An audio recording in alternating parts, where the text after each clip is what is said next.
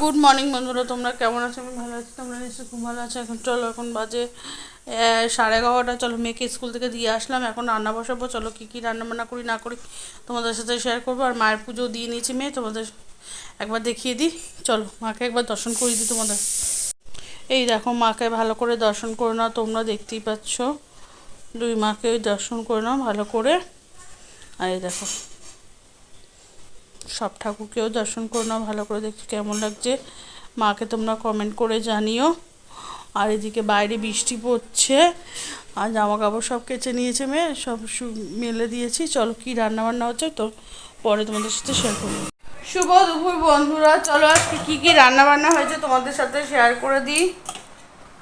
আজকে নিরামিষ, এখানে লাউ দিয়ে মটর ডাল হয়েছে। আর এই হলো 5 মিশালি একটা সবজি করেছি সব দিয়ে।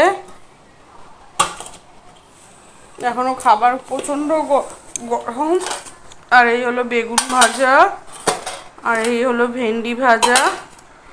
আর মেয়ের জন্য সয়াবিন আলুর তরকারি হয়েছে, ওইগুলো খায় না কিছু, ওর জন্য আলাদা করে তরকারি করতে হয়েছে।